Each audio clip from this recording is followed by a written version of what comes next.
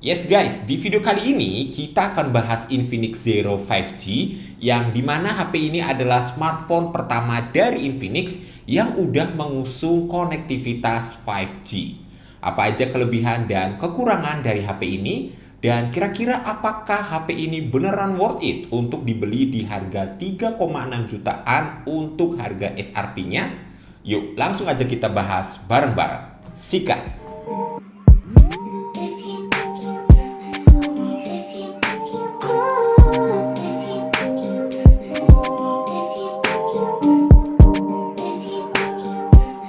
Oke guys, jadi karena HP ini kita udah unboxing dan juga hands-on di video yang kemarin, jadi sekarang kita bahasnya lebih ke penggunaan sehari-hari ya. Nah, kalau dari segi desain emang nggak bisa dipungkiri. Ini ngingetin kita sama desain Oppo Find X3 Pro atau Find X5 Pro dengan model frame kamera yang menyatu dengan bodinya.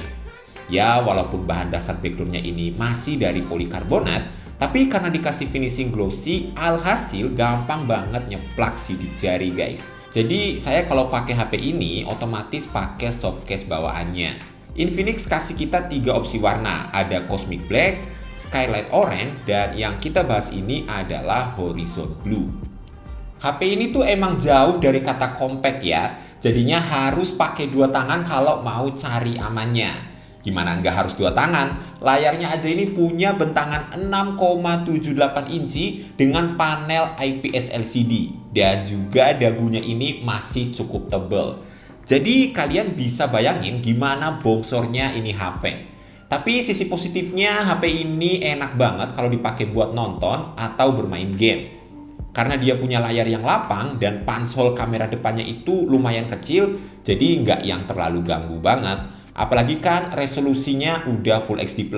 Detailnya tajam, warna yang dihasilkan juga kelihatan bagus, kontrasnya juga oke, dan brightness-nya yang sampai 500 nits.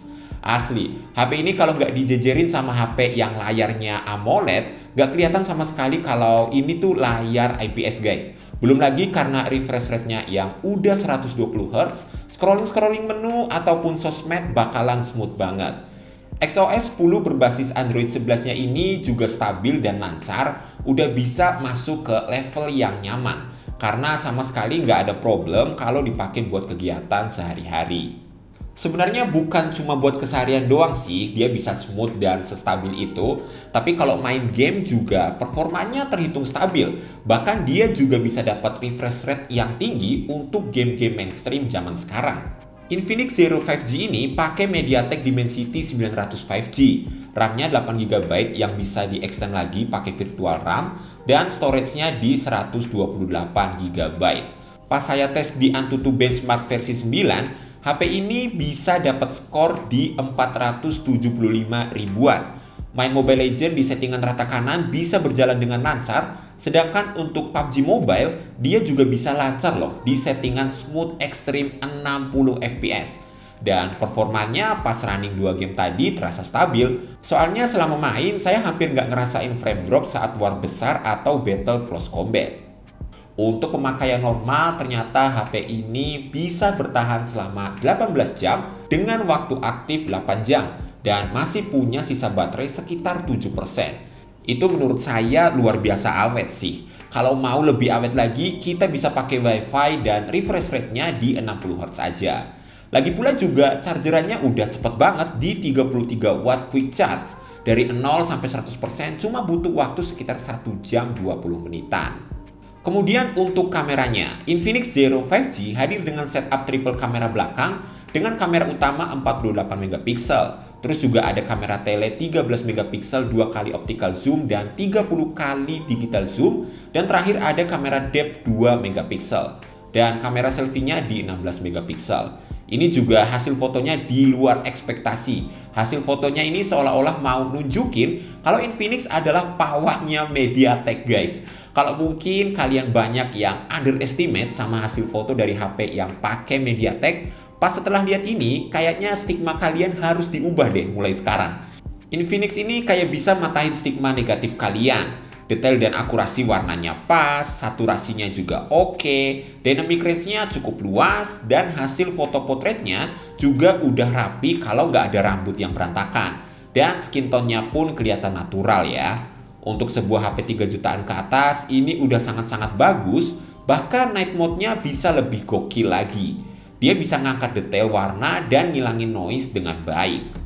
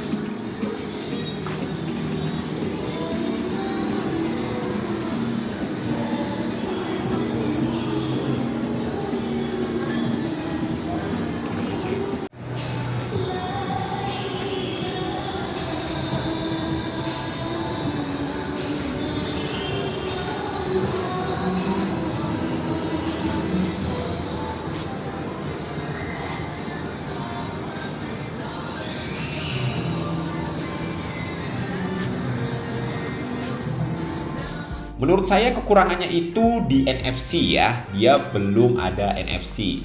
Terus juga speakernya ini masih mono, jadi kalau mau lebih gokil lagi ya pakai Bluetooth speaker aja.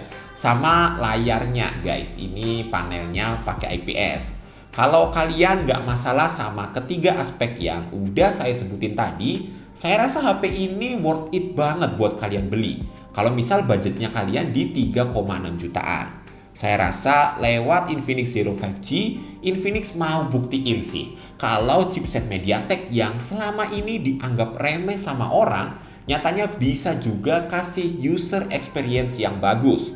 Performanya yang udah ngangkat banget, dipakai buat sehari-hari oke, dipakai buat main game juga oke. Belum lagi dia udah kasih high refresh rate yang tentu aja itu bisa jadi bahan pertimbangan buat kalian yang suka main game atau sekedar biar scrolling di HP jadi lebih smooth. XOS di HP ini juga sekarang udah cukup bagus ya, stabil dan smooth buat dipakai sehari-hari. Icon-iconnya juga kelihatan fresh dan simple, terus dia easy to use juga. Kameranya juga di luar ekspektasi banget ya. Bisa ngehasilin foto yang oke, yang biasanya kita temukan di HP yang kelasnya itu di atas 3 jutaan. Fix banget deh, Infinix sukses jadi pawang MediaTek, bisa jinakin chipset yang banyak dianggap sebelah mata sama orang-orang.